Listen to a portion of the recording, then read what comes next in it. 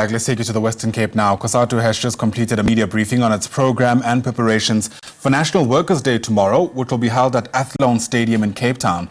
The Federation says it'll be using the event to mobilise workers to vote for the ANC in the upcoming elections. Lulama Matya is part of our team at that briefing and joins us now live from Salt River. Lulama, I wonder what you reckon stood out from what Cosatu had to say. Good morning, Ayanda and the viewers at home. Yes, Cosatu is here in Cape Town. The national event is going to be held here in Cape Town at Athlone Stadium. I am joined by Cosatu President Zingiswa Losi. Ma'am, good morning and welcome to the SABC. Good morning and thank you for having me. Tomorrow it's a big day for workers. Why should workers come out in numbers to witness tomorrow's event? Is there anything that workers should be celebrating under these circumstances in 30 years of democracy? Indeed, tomorrow it is about workers. It is about a day for us to reflect on the journey that we have traveled in the democratic dispensation, 30 years into democracy. Also take stock of what is it that we have achieved and what are the challenges that we still remain for us to pursue, and how we're going to unite moving forward in the interest of us as a collective of workers. Indeed, there are quite a lot of achievements that workers can speak about.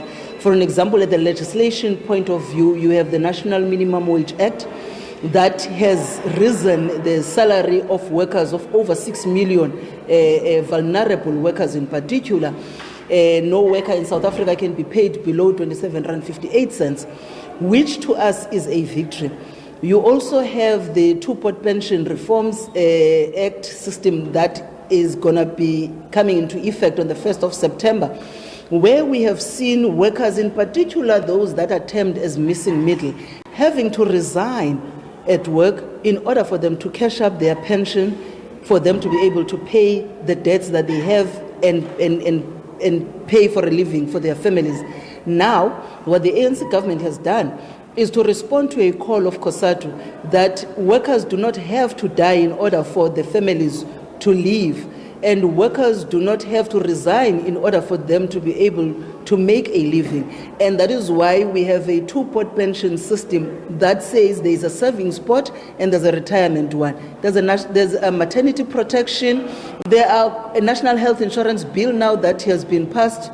And we think there is quite a lot of us to really acknowledge and celebrate. But of course, the road ahead is still a long one for us to work together as workers. Yes, talking about the roads being long for workers to work together, you are saying that you are using tomorrow's event as a springboard to galvanize workers to vote for the ANC on the 29th of May.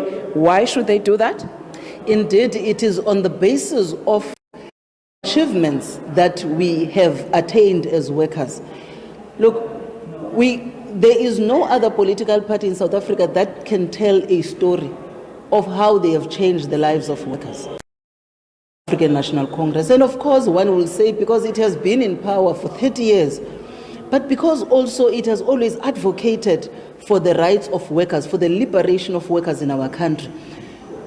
Contrary to what other opposition parties, in particular the DA, has continued to say, that this national minimum wage is going to regress the issue of building the economy, growing the economy, because if you give workers 27.58 cents an hour, it means that the economy would not be able to grow. The economy is not growing whilst workers are languishing in poverty. And for you to grow the economy, you need to ensure that workers are able to purchase the goods that they are producing. You need workers to be able to have, the financial muscle to also have a purchasing power into the economy. So by taking away the living wage from workers, it is ensuring that they continue to be the modern slaves of today.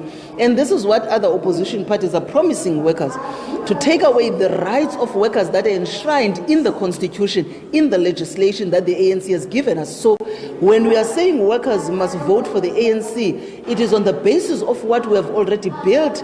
It is for us on how we are going to proceed moving forward to ensure that workers' rights are protected, but we are also continue to liberate workers from the bondages of exploitation in the workplace.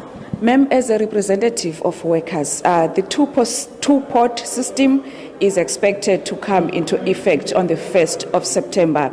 As someone who's looking after the interest of workers, do you really think that it's going to help workers? Because there are those who are critical of this two-pot system, who are saying that at the end of the day, workers, when they go for retirement, they will be left with nothing. As this person who is looking after the interest of workers, is this two-pot system going to assist workers? It will. Remember, in the past you would have workers resigning from work in order for them to cash the pension, to pay their debts, to fund education for their kids. With a two-pot pension, it says to workers, you don't have to resign. There is a savings pot for you that you can withdraw from the savings, but there is a pension pot that you cannot touch until you go on retirement. That's the difference.